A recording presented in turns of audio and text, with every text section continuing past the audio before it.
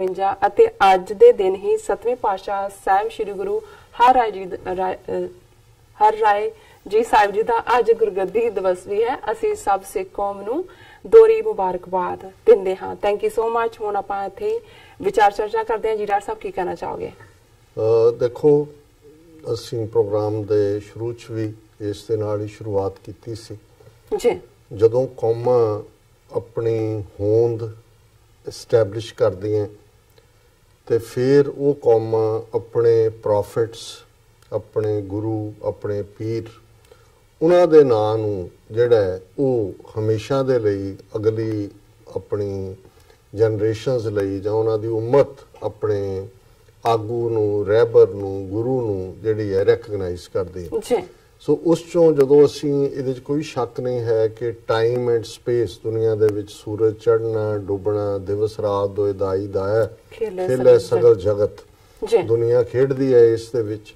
ਔਰ ਇਹ ਸਮੇਂ ਦੀ ਵੰਡ ਕਦੇ ਅੰਦਾਜ਼ੇ ਨਾਲ ਹੁੰਦੀ ਸੀ, ਫਿਰ ਧੁੱਪ ਘੜੀਆਂ ਆ ਗਈਆਂ, ਧੁੱਪ ਦੇ ਨਾਲ ਫਿਰ ਸਾਡੇ ਕੋਲ ਰਿਸਟ ਵਾਚਿਸ ਆ ਗਈਆਂ, ਔਰ ਹੌਲੀ ਹੌਲੀ ਇਸੇ ਤਰ੍ਹਾਂ ਹੀ ਦੁਨੀਆ ਦੇ ਵਿੱਚ ਕੈਲੰਡਰਸ ਦਾ ਵੀ ਵਿਕਾਸ ਹੋਇਆ। ਔਰ ਪੁਰਾਣੇ ਕੈਲੰਡਰਸ ਜੋ ਅਸੀਂ ਚੀਨ ਦਾ ਦੇਖੀਏ, ਉਹਨਾਂ ਦਾ ਆਪਣਾ ਉਹਨਾਂ ਦਾ ਇੱਕ ਕੈਲਕੂਲੇਸ਼ਨ ਦਾ ਮੇਜਰਮੈਂਟ ਹੈ। ਈਰਾਨ ਦੇ ਵਿੱਚ ਵੀ ਇਹ ਸੀ।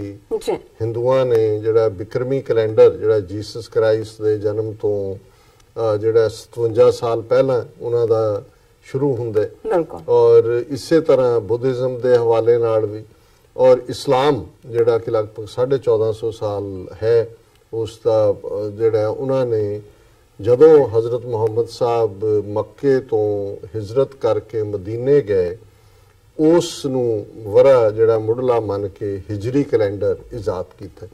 ਸੋ ਜ਼ਾਹਿਰ ਹੈ ਵੀ ਸਿੱਖ ਕੌਮ ਜਿਸ ਦਾ ਬੇਸ ਗੁਰੂ ਨਾਨਕ ਸਾਹਿਬ ਦੀ ਆਈਡੀਓਲੋਜੀ ਜਿਹੜੀ ਕਿ ਬਿਲਕੁਲ ਵੱਖਰੀ, ਨਾ ਹਮ ਹਿੰਦੂ ਨਾ ਮੁਸਲਮਾਨ ਦੇ ਨਾਲ ਉਹਨਾਂ ਦੇ ਮੈਸੇਜ ਦੀ ਸ਼ੁਰੂਆਤ। ਪਰ ਕਿਉਂਕਿ ਜਦੋਂ ਕੌਮਾਂ ਦੀ ਗਰੋਥ ਹੁੰਦੀ ਹੈ, ਕੁਝ ਚੀਜ਼ਾਂ ਸਟੈਪ ਬਾਈ ਸਟੈਪ ਹੁੰਦੀਆਂ ਨੇ।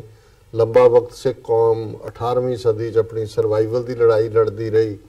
ਫਿਰ ਜਦੋਂ ਪੋਲੀਟੀਕਲ ਪਾਵਰ ਆਈ, ਉਦੋਂ ਬ੍ਰਾਹਮਣਵਾਦ ਦਾ ਇੰਪੈਕਟ ਵੀ ਕਾਫੀ ਆਇਆ। ਬਹੁਤ ਘੱਟ ਟਾਈਮ 50 ਸਾਲ ਦੇ ਵਿੱਚ ਜਿਹੜੇ ਉਹ ਅੰਗਰੇਜ਼ੀ ਰਾਜ ਆ ਗਿਆ, ਅੰਗਰੇਜ਼ਾਂ ਨੇ ਆਪਣੇ ਤੌਰ ਤਰੀਕੇ ਇਸਤੇਮਾਲ ਕੀਤੇ।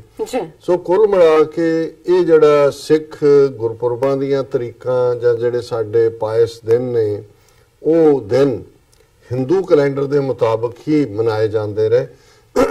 ਅੱਜ ਤੋਂ 20-25 ਸਾਲ ਪਹਿਲਾਂ ਸਰਦਾਰ ਪਾਲ ਸਿੰਘ ਪੁਰੇਵਾਲ ਜਿਹੜੇ ਐਡਮਿੰਟਨ ਬੇਸਡ ਨੇ, ਅੱਜ ਉਹ ਵਾਸ਼ਿੰਗਟਨ ਆਏ ਹੋਏ ਨੇ, ਉਹਨਾਂ ਦੇ ਐਫਰਟ ਦੇ ਨਾਲ ਕੌਮ ਨੇ ਇੱਕ ਪ੍ਰੋਸੈਸ ਸ਼ੁਰੂ ਕੀਤੀ। ਲੰਬੀ ਡਿਬੇਟ ਤੋਂ ਬਾਅਦ 10-12-15 ਸਾਲ 2003 ਦੀ ਵਿਸਾਖੀ ਦੇ ਮੌਕੇ ਤੇ ਇਹ ਫਿਰ ਜਿਹੜਾ ਨਾਨਕਸ਼ਾਹੀ ਕੈਲੰਡਰ ਜਿਸ ਦਾ ਅੱਜ 551ਵਾਂ ਸਾਲ ਸ਼ੁਰੂ ਹੋਇਆ, ਪਹਿਲੀ ਚੇਤ ਦਾ ਦਿਨ, ਇਸ ਨੂੰ ਜਿਹੜਾ ਉਹ ਲਾਗੂ ਕੀਤਾ ਗਿਆ। ਇਸ ਦਾ ਆਧਾਰ ਗੁਰਬਾਣੀ ਵਿੱਚ, ਜਿਵੇਂ ਮੈਂ ਪਹਿਲਾਂ ਦੱਸਿਆ, 12 ਮਾਹ, ਜਿਸ ਦੇ ਵਿੱਚ 12 ਮਾਹ ਰਾਗ ਤੁਖਾਰੀ ਦੇ ਵਿੱਚ ਗੁਰੂ ਨਾਨਕ ਸਾਹਿਬ ਦਾ ਜਿਹੜਾ ਫਰਮਾਇਆ ਹੋਇਆ, ਔਰ 5ਵੇਂ ਪਾਤਸ਼ਾਹ ਦਾ ਉਚਾਰਨ ਕੀਤਾ ਰਾਗ ਮਾਝ ਦੇ ਵਿੱਚ ਹੈ, ਜਿਸ ਦੀ ਅੱਜ ਪਹਿਲੀ ਚੇਤ ਹੈ। ਔਰ ਇਹ ਜਿਹੜਾ ਕੈਲੰਡਰ ਦੀ ਕੈਲਕੂਲੇਸ਼ਨ ਹੈ, ਉਸ 'ਚ ਸੂਰਜ ਚੜ੍ਹਨ ਤੇ ਡੁੱਬਣ ਦਾ ਸਮਾਂ ਹੁੰਦਾ। ਸੋ ਹਰਮੰਦਰ ਸਾਹਿਬ ਦਰਬਾਰ ਸਾਹਿਬ, ਜਿਸ ਦਾ ਸੰਗੇ ਬੁਨਿਆਦ ਸਾਈਂ ਮੀਆਂ ਮੀਰ ਜੀ ਨੇ ਰੱਖਿਆ, ਜਿਹੜਾ ਸਾਡਾ ਮਰਕਜ਼ ਹੈ ਮੀਰੀ ਪੀਰੀ ਦਾ, ਜਦੋਂ ਸੂਰਜ ਦੀਆਂ ਪਹਿਲੀਆਂ ਕਿਰਨਾਂ ਦਰਬਾਰ ਸਾਹਿਬ ਦੇ ਉੱਤੇ ਪੈਂਦੀਆਂ ਨੇ ਤੇ ਉਹ ਸੂਰਜ ਚੜ੍ਹਨ ਦੇ ਸਮੇਂ ਦੇ ਤੌਰ ਤੇ ਉਹਦੀ ਕੈਲਕੂਲੇਟ ਹੁੰਦਾ।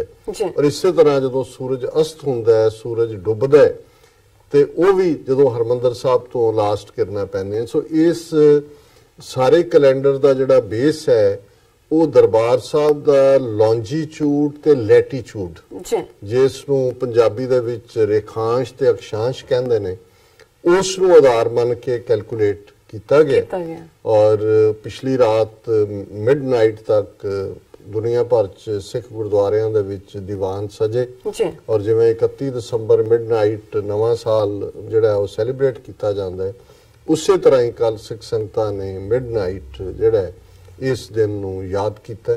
ਸੋ ਜ਼ਾਹਿਰ ਹੈ ਕੋਈ ਸਾਡੇ 'ਚ ਅਦਰਵਾਈਜ਼ ਪਾਇਸ ਜਾਂ ਅਨਪਾਇਸ ਡੇਜ਼ ਨਹੀਂ ਨੇ। ਹਰ ਚੀਜ਼ ਹੀ ਜਿਹੜੀ ਆ ਉਹ ਪਾਇਸ ਹੈ ਕਿਉਂਕਿ ਰੱਬ ਦੀ ਬਣਾਈ ਹੋਈ ਹੈ। ਇਸ ਗੱਲ ਦਾ ਧਿਆਨ ਰਹੇ ਕਿ ਸ਼ਗਨ ਅਪਸ਼ਗਨ ਦਾ ਕਨਸੈਪਟ ਬ੍ਰਾਹਮਣਵਾਦ ਦਾ ਕਨਸੈਪਟ ਹੈ, ਪਰ ਅਸੀਂ ਜਿਸ ਮੁਬਾਰਕ ਗੁਰੂ ਨਾਨਕ ਸਾਹਿਬ ਦੇ ਨਾਂ ਦੇ ਉੱਤੇ ਇਸ ਕੈਲੰਡਰ ਨੂੰ ਰੈਕਗਨਾਈਜ਼ ਕੀਤਾ ਹੈ, ਨਾਨਕ ਸ਼ਾਹ ਜੀ, ਨਾਨਕ ਦਾ ਰਾਇਲ, ਇਸ ਲਈ ਇਸ ਦਾ ਨਾਂ ਨਾਨਕ ਸ਼ਾਹੀ ਹੈ। ਔਰ ਇਸ ਦਾ ਵਰਾ ਜਿਹੜਾ ਪਹਿਲਾ ਉਹ 1469 ਨੂੰ ਹੀ ਆਧਾਰ ਬਣਾਇਆ ਗਿਆ।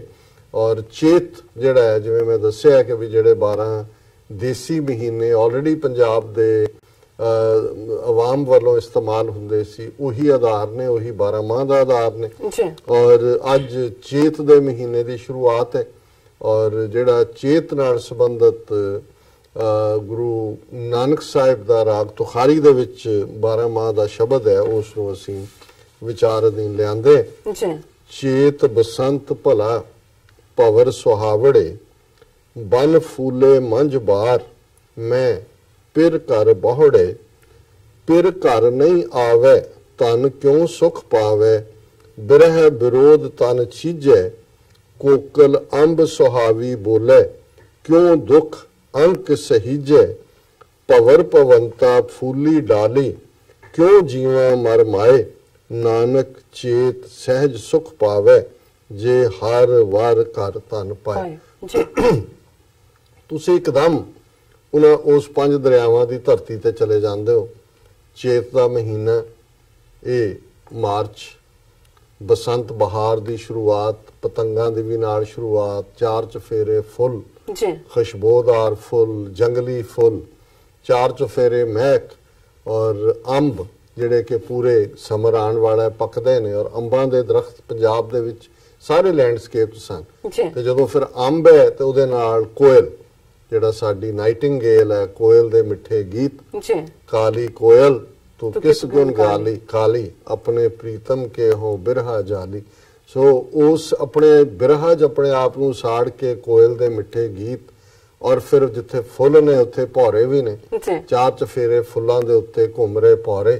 ਤੇ ਗੁਰੂ ਨਾਨਕ ਸਾਹਿਬ ਦੇ ਆਪਣੀ ਉਹ ਬਾਰ ਦਾ ਇਲਾਕਾ ਨਨਕਾਣਾ ਸਾਹਿਬ, ਉਹ ਸਾਰੀ ਧਰਤੀ ਨੂੰ ਗੁਰੂ ਸਾਹਿਬ ਕਿੰਨਾ ਪਿਆਰ ਕਰਦੇ ਨੇ ਕਿ ਉਹ ਸਾਰਾ ਸਿੰਬੋਲਿਜ਼ਮ, ਜਦੋਂ ਗੱਲ ਤਾਂ ਰੂਹ ਦੀ ਰੱਬ ਨਾਲ ਮਿਲਣ ਦੀ ਹੈ, ਪਰ ਮੌਸਮ ਦੇ ਹਵਾਲੇ ਨਾਲ ਕਿ ਕੀ ਹੈ, ਚੇਤ ਬਸੰਤ ਭਲਾ ਭਵਰ ਸੁਹਾਵੜੇ, ਕਿ ਚੇਤ ਦਾ ਮਹੀਨਾ, 4 ਚੁਫੇਰੇ ਬਸੰਤ ਬਹਾਰ ਭਲੀ ਬਣ ਕੇ ਆਈ ਹੈ। ਬਸੰਤ ਦੀ ਖੂਬਸੂਰਤੀ, ਬਸੰਤ ਦਾ ਜਲਵਾ ਉਸ ਸਾਰੀ ਫਿਜ਼ਾ 'ਚ ਹੈ। ਤੇ ਸੋਹਣੇ ਸੋਹਣੇ ਭੌਰੇ ਜਿਹੜੇ ਨੇ ਉਹ ਫੁੱਲਾਂ ਦੇ ਉੱਤੇ, ਭਵਰ ਸੁਹਾਵੜੇ ਬਨ ਫੂਲੇ ਮੰਝ ਬਾਰ, ਕਿ ਇੱਥੇ 4 ਚੁਫੇਰੇ ਫੁੱਲ ਜਿਹੜੇ ਨੇ ਉਹ ਖਿੜੇ ਹੋਏ ਨੇ, ਔਰ ਇਹ ਸੋਹਣੇ ਭੌਰੇ ਉਹਨਾਂ ਫੁੱਲਾਂ ਦੇ ਦਿਵਾਲੇ ਜਿਹੜੇ ਨੇ ਉਹ ਚੱਕਰ ਦੇ ਰਹੇ ਨੇ। ਮੈਂ ਫਿਰ ਘਰ ਬਹੁੜੇ, ਜੇ ਭੌਰੇ ਖੁਸ਼ ਨੇ, ਫੁੱਲਾਂ ਦੀ ਖੁਸ਼ਬੂ ਹੈ, ਇਸ ਮੌਸਮ ਦੇ ਵਿੱਚ ਬਸੰਤ ਹੈ, ਤੇ ਮੇਰਾ ਪਿਆਰਾ ਕਿੱਥੇ ਹੈ? ਮੇਰਾ ਪਿਆਰਾ ਕਿਉਂ, ਮੇਰਾ ਪਿਆਰਾ ਕਿਉਂ ਨਹੀਂ ਘਰ ਬੋੜਦਾ? ਹੁਣ ਇਹ ਦਿਲ ਦੀ ਗੱਲ ਹੈ ਕਿ ਮੇਰੇ ਅੰਦਰ ਕਿਉਂ ਇੱਕ ਨਾ ਪੱਖੀ ਵਰਤਾ, ਮੇਰੇ ਅੰਦਰ ਵੀ ਉਹ ਚਾਹ ਕਿਉਂ ਨਹੀਂ ਹੈ ਕਿ ਮੇਰਾ ਪਿਆਰਾ ਵਾਹਿਗੁਰੂ ਆ ਕੇ ਮੇਰੇ ਦਿਲ ਦੇ ਸਿੰਘਾਸਨ ਦੇ ਉੱਤੇ ਬਿਰਾਜਮਾਨ ਹੋਵੇ।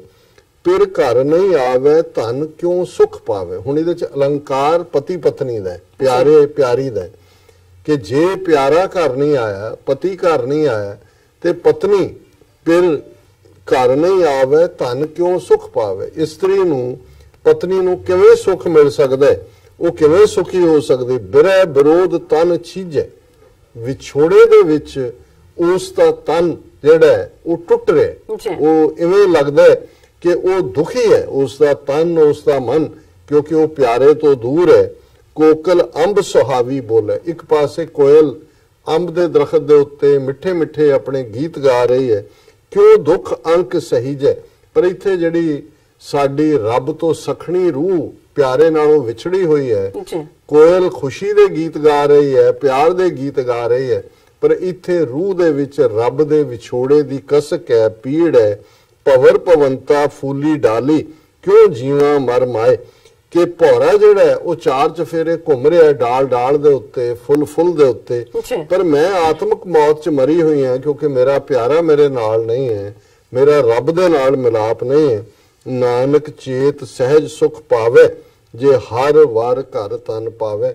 ਗੁਰੂ ਨਾਨਕ ਸਾਹਿਬ ਫਰਮਾਉਂਦੇ ਨੇ ਕਿ ਆਤਮਕ ਆਨੰਦ ਉਦੋਂ ਹੀ ਮਿਲਦਾ ਹੈ ਜਦੋਂ ਰੱਬ ਆ ਕੇ ਦਿਲ ਦੇ ਵਿੱਚ ਵਸਦਾ ਹੈ। ਔਰ ਚੇਤ ਦਾ ਮਹੀਨਾ ਤਾਂ ਹੀ ਸਾਡੇ ਲਈ ਸੁਖਦਾਈ ਹੋਏਗਾ, ਸਹਿਜ ਵਿੱਚ ਬੀਤਣ ਵਾਲਾ ਹੋਏਗਾ, ਜੇ ਹਰ ਵਾਰ ਘਰ ਤਨ ਪਾਏ। ਜਿਵੇਂ ਧਨ ਨੂੰ, ਇਸਤਰੀ ਨੂੰ ਉਸ ਦਾ ਪਤੀ, ਪਿਆਰੀ ਨੂੰ ਉਸ ਦਾ ਪਿਆਰਾ ਮਿਲੇ ਤੇ ਉਸ ਦੀ ਜ਼ਿੰਦਗੀ ਜਿਹੜੀ ਹੈ ਉਸ ਦੇ ਵਿੱਚ ਇੱਕ ਆਨੰਦ ਆਉਂਦਾ ਹੈ। ਇਸੇ ਤਰ੍ਹਾਂ ਮੇਰੀ ਰੂਹ ਜਿਹੜੀ ਰੱਬ ਦੇ ਪਿਆਰ ਤੋਂ ਸਖਣੀ ਹੈ, ਜੇ ਪਿਆਰਾ ਆ ਕੇ ਮੇਰੇ ਹਿਰਦੇ ਦੇ ਵਿੱਚ ਵਸੇ ਵਾਹਿਗੁਰੂ, ਤੇ ਫਿਰ ਇਹ ਚੇਤ ਦਾ ਮਹੀਨਾ ਸਹਿਜ ਔਰ ਆਨੰਦ ਦਾ ਹੋਏਗਾ। ਜਿਵੇਂ ਕਿ ਬਾਹਰ ਮੌਸਮ ਦੇ ਵਿੱਚ ਬਹਾਰ ਹੈ, ਮੌਸਮ ਦੇ ਵਿੱਚ ਆਨੰਦ ਹੈ, ਇਵੇਂ ਹੀ ਮੇਰੇ ਅੰਦਰ ਵੀ ਰੱਬ ਦੀ ਯਾਦ ਦਾ ਆਨੰਦ ਹੋਏਗਾ। ਜੀ ਡਾਕਟਰ ਸਾਹਿਬ, ਤੁਹਾਡਾ ਬਹੁਤ ਬਹੁਤ ਸ਼ੁਕਰੀਆ। ਤੁਸੀਂ ਅੱਜ ਦੇ ਅਹਿਮ ਇਸ਼ੂ ਤੇ ਅੱਜ ਦਾ ਵਿਚਾਰ ਸਾਡੇ ਦਰਸ਼ਕਾਂ ਨਾਲ ਸਾਂਝਾ ਕੀਤਾ। ਇਸ ਨਾਲ ਆਪਣੇ ਵਿਊਅਰਸ ਕੋਲ ਲੈਣੇ ਇਜਾਜ਼ਤ। ਵਿਊਅਰਸ, ਸਾਡੇ ਪ੍ਰੋਗਰਾਮ ਦਾ ਸਮਾਂ ਇੱਥੇ ਸਮਾਪਤ ਹੁੰਦਾ ਹੈ। ਤੁਸੀਂ ਆਪਣੀ ਰਾਏ ਤੇ ਸੁਝਾਅ ਸਾਨੂੰ ਭੇਜਣਾ ਭੁੱਲਣਾ ਸਾਡੇ ਇਸ ਪਤੇ ਤੇ SOSRTV ਤੇ ਅਸੀਂ ਆਪਣਾ ਪ੍ਰੋਗਰਾਮ ਲੈ ਕੇ ਫਿਰ ਦੁਬਾਰਾ ਤੁਹਾਡੇ ਸਾਹਮਣੇ ਹੋਵਾਂਗੇ। ਤਦ ਤੱਕ ਲਈ ਮੈਨੂੰ ਤੇ ਆਪਣਾ ਸੁਣਾ ਗਿਆ ਦੋ ਦੇਖਦੇ ਰਹੋ TV 84। ਬੁਲਾ ਦਿਓ ਫਤਿਹ। ਵਾਹਿਗੁਰੂ ਜੀ ਕਾ ਖਾਲਸਾ, ਵਾਹਿਗੁਰੂ ਜੀ ਕੀ ਫਤਿਹ।